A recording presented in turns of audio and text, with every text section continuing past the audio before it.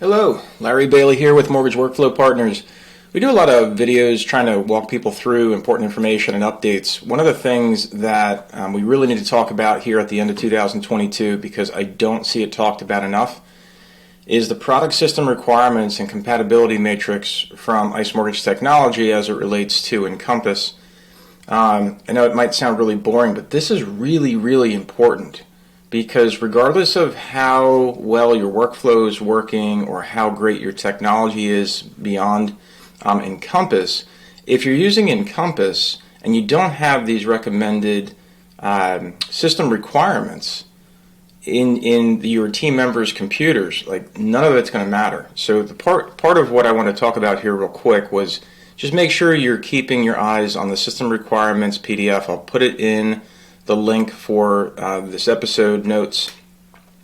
And if you're listening to this on the podcast, please get over to our blog, our Workflowology blog.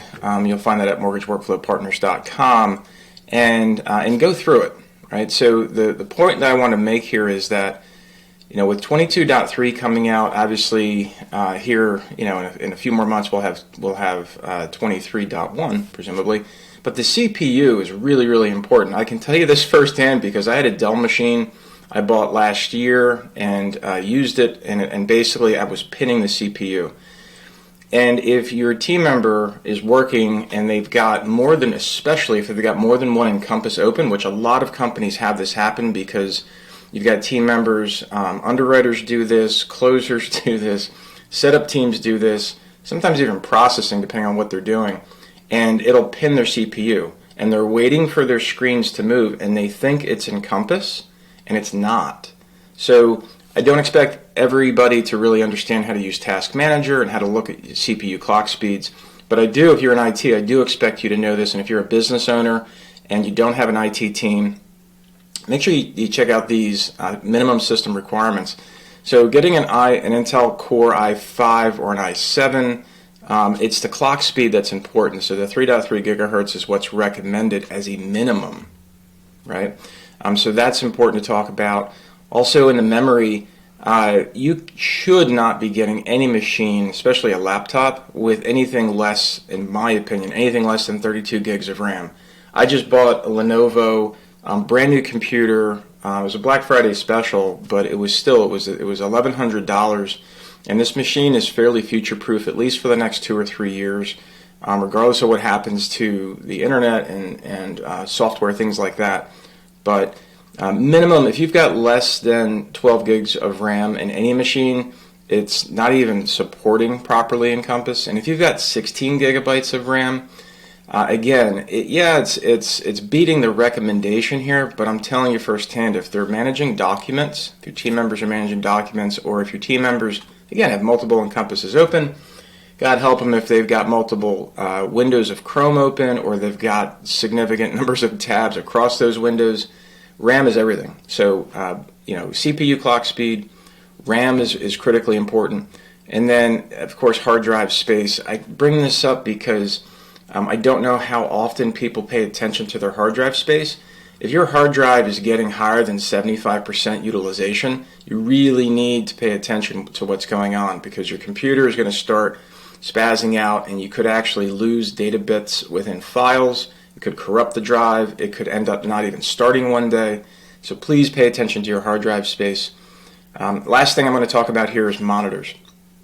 I happen to use 3 monitors, and they actually happen to be different sizes just because it's what I use. But it is, if you're not using monitors with at least this 1024 by 768 monitor resolution, what happens is Encompass crunches. So another thing that happens is if you've got this resolution, but then you've got someone whose eyesight doesn't really support normal resolution on their monitor, so they zoom in like 110 or 120% or something like that. What ends up happening is their screen crunches important critical information off of their view from Encompass, and that's what this is talking about here. So make sure that you are checking on your team members. Make sure you're giving them as large of a monitor as possible. Prefer if they're doing document management, so like underwriting, processing, closing, possibly even post-closing, depending on what they're doing. 3 screens is okay. 2 screens is absolute minimum. I've heard of people working on 1 screen in Encompass. I don't know how they do it. Kudos to them, but they can absolutely be more efficient. And all the testing I've seen and all the user workflow groups I've been through and conducted, minimum 2 screens, preferred 3 screens, and pay attention to these system requirements. There's a lot more in here to read through. I'm not going to bore you with everything that you can certainly read on your own, but I wanted to call this out because technology has honestly never been cheaper. It's a great opportunity to go end of year and make sure you invest in your team members and what they're using, and it'll make for a much more efficient and hopefully profitable 2023. Thanks very much for listening. Again, my name is Larry Bailey with Mortgage Workflow Partners. We are grateful for everybody who listens to what we have to say, and if we can ever help you with anything related to updating or reviewing or documenting or improving, of course, your workflow, and making technology recommendations or updating settings, etc. Check everything out on the web, on the website over at mortgageworkflowpartners.com. You'll see all the services we offer. If you need something that's not on there, just let me know what you need. We'll figure it out. Thanks, everybody. See you in the next one.